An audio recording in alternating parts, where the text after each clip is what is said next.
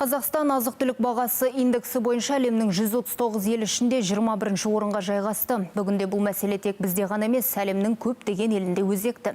Әсіресе соңғы жылдары азық-түлікке кететін шығын халықтың негізгі тұтыну себетінде ең үлкен үлес алып отыр. Өнімдердің қымбатшылығы тұрғындардың өмір сүру сапасына тікелей әсер етеді. Осы орайда елімізде әлеуметтік маңызы бар азық-түлік тауарларының бағасын тұрақтандыру үшін бірқатар кешенді шаралар қолға алынған.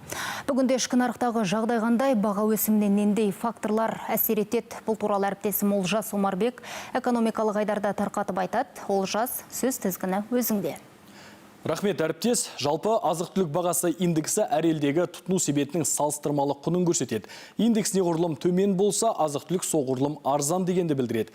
Қазақстанда бұл көрсеткіш ақш-тағы Нью-Йоркпен салыстырғанда 72%-ға арзан екен. Алайда Беларусь, Украина және Өзбекстанда азық-түлік бағасы бізге қарағанда төмен.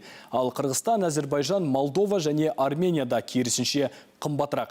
Energyprom.kz талдау порталының ақпаратынша биыл ақпан айында елдегі әлеуметтік маңызы бар азық-түлік тауарларының құны былтырға қарағанда 3,7%-ға өскен.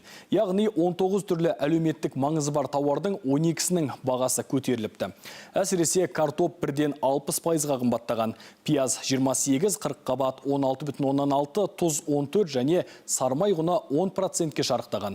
Сонымен қатар күнбағыс майы мен сиыр еті 8,5, тауық еті 6,7%-ға өсті.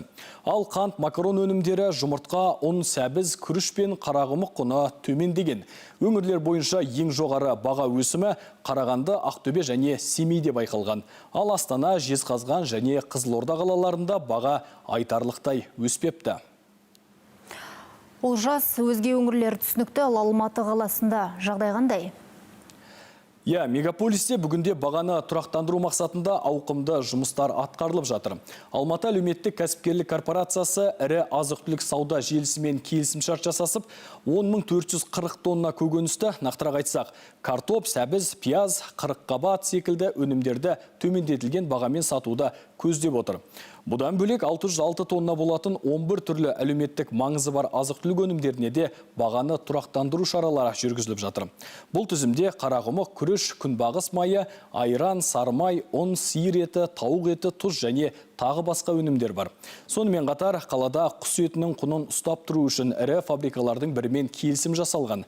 2024 жылдың қазанынан бастап бір келі тауық еті 1100 теңгеден аспайды. Жұмыртқа бағасын төмендету үшін де тиісті келісім жасалған. Бүгінде бұл өнім 51 теңгеден сатылып жатыр. Сонымен қатар сүт өнімдері мен қант құнын төмендету мақсатында қосымша жобалар іске асырылып жатыр. Әр демалыс күндері Алматының 4 ауданында ауыл шаруашылығы жәрмеңкелер өтеді. Нақтырақ айтсақ, Әуезов ауданы бойынша Өтеген Батыр көшесінде, Бостандық ауданы үшін Қазақфильм ықшам ауданында, Медеу ауданы Меңдіқұлов бульвары мен Бектұров көшесі, ал Алмалы аудандағы жәрмеңке Масанчи көшесінде ұйымдастырылады. Мұнда өнімдер нарық бағасынан 15-20%-ға арзан сатылады. Мамандардың айтуынша, жәрмеңкеден бөлек арнайы сайтта жұмыс істеп тұр. Тұтынушылар сол жерден сауда орындарын қарауға мүмкіндік алады.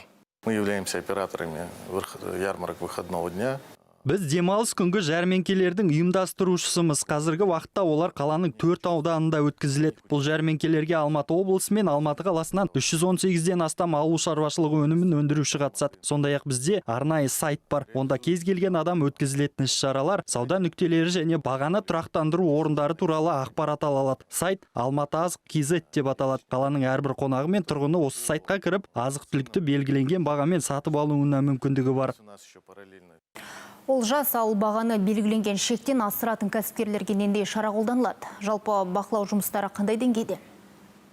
Бақылауда күшейген 2024 жылы әлеуметтік маңызы бар азық-түлікке шекті бағадан асып кету деректері бойынша ел көлемінде 7 құқық бұзушылық тіркеліп, жеке тұлғаларға жалпы сомасы 1,5 миллион теңге айыппұл салынған.